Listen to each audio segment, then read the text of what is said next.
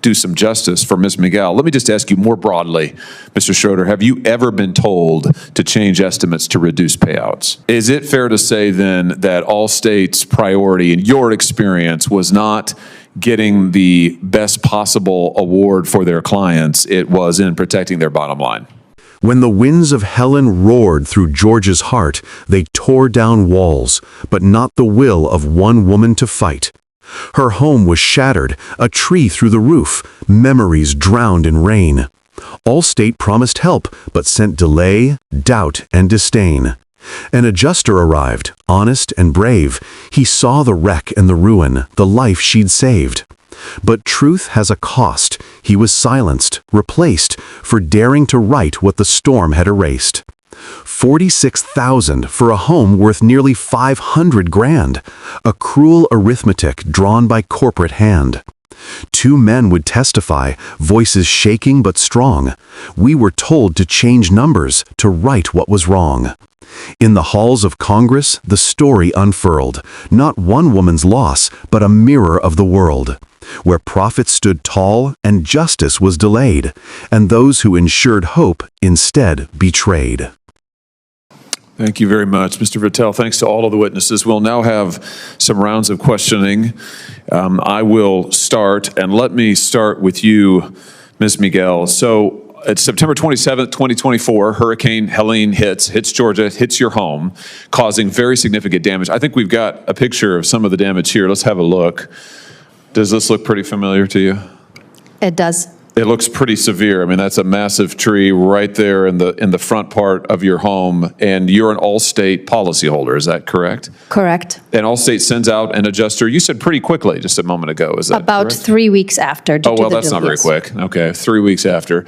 All right, and that you were told at the time in this first inspection verbally that the adjuster agreed with you. This was very severe damage. Is that fair to say? Correct. I think we maybe have a second picture. Let's look at another view of this just to give a real impression. Here's a breezeway that looks to be nearly completely destroyed. You can see some of that roof damage, quite extensive, that you were talking about in your testimony. All of this looks familiar to you, I'm sure. Yes. Now, after this first adjuster agrees with you that yes, there's very significant damage, what did Allstate, when they finally came back with an actual assessment, a real number, what was that number again?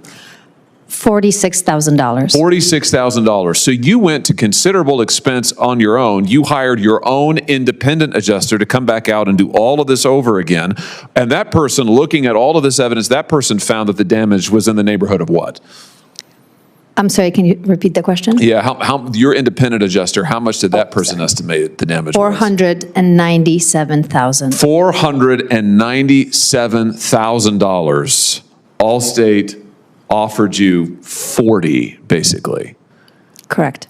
And you're still waiting for this process to be resolved all this time later. Is that right? That's right. Let me just ask you now, Mr. Schroeder, because you were that first adjuster who worked for Allstate who came out to look at this home. You were a field adjuster deployed for Allstate through pilot catastrophe. Is that correct?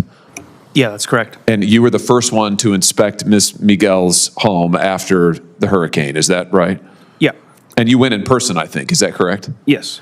And you spent several hours, Ms. Miguel said in her testimony a moment ago, you spent several hours doing a very thorough inspection. Is that your memory also? Yeah, that's correct. And how serious would you say the damage was in your own, just your personal recollection? Extremely, probably the most serious that I saw on this deployment. Wow, the most serious that you saw on the deployment, which makes sense given these photos. So you start, if I understand correctly, you start to prepare an estimate for a full replacement of this breezeway right here. Does that sound right? Yeah, that's correct. But then you were instructed, you were told by the higher ups, no, we're not going to do a full replacement of the breezeway. So only do an assessment for a partial replacement of the breezeway. Is that correct? Yes, that's okay. correct. So then you start working on that, and you're working to get as big of a damage claim as you can from Ms. Miguel in line with the facts after you've already been told, no, we're not going to do the full thing.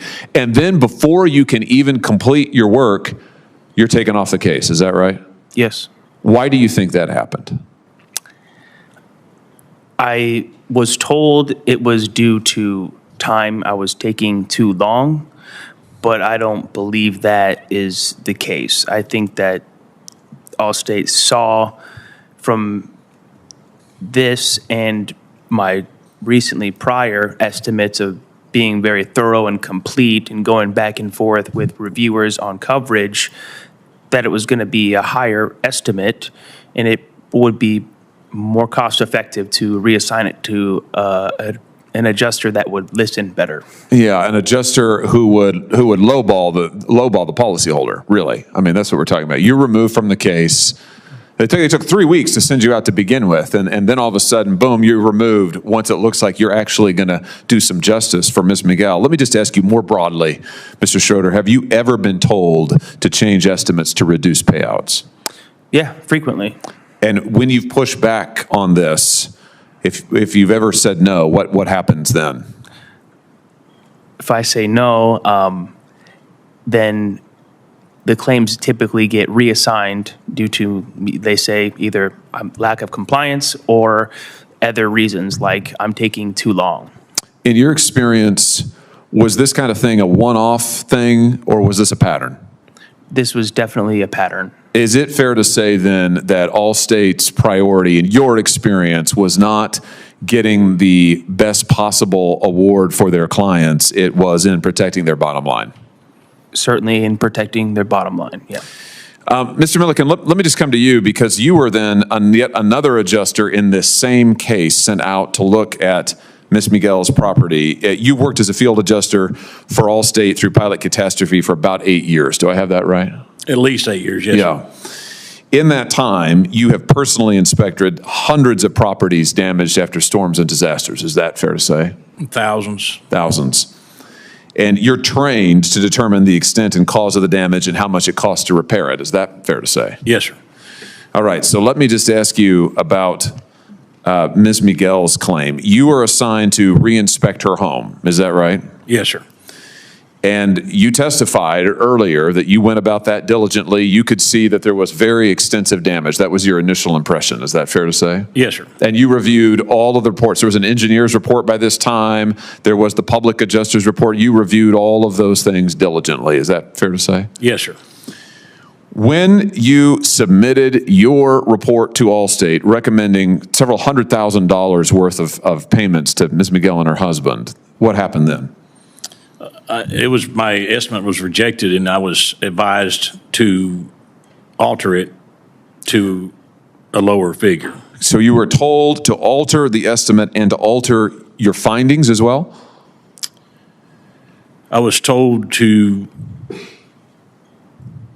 alter my estimate. I don't know that the findings was told to be altered. Were the alterations that you were told to make, were those consistent with your own review of the property and your own assessment of the damage? No, sir. Did you write that up in a detailed estimate, what you were told to do? I did, yes, sir. And Allstate then, they send that estimate ultimately to the property owner, is that correct? I'm obligated to send the estimate to the policyholder. And is there any record anywhere the policyholder would ever know that your initial findings, your recommendations were rejected and somebody told you to come in and alter them? No, sir. Let me just ask you more broadly. Have you ever been told in other cases with Allstate to alter or delete your findings? Absolutely. In fact, you testified just a second ago, I think, that you were frequently asked to alter factual findings, delete material, and sometimes include items that were false. Did I hear you correctly when you said that? Yes, sir. In the overwhelming majority of cases where you were asked to do something like this, did that cause the estimate to the policyholder to go up or to go down? To go down.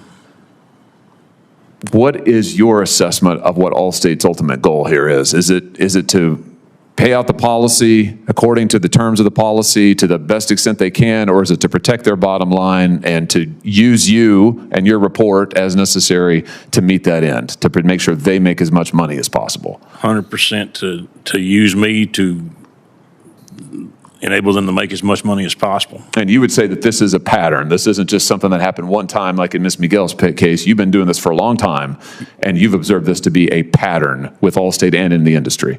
I have, yes, sir. Thank you for your testimony. Senator Kim.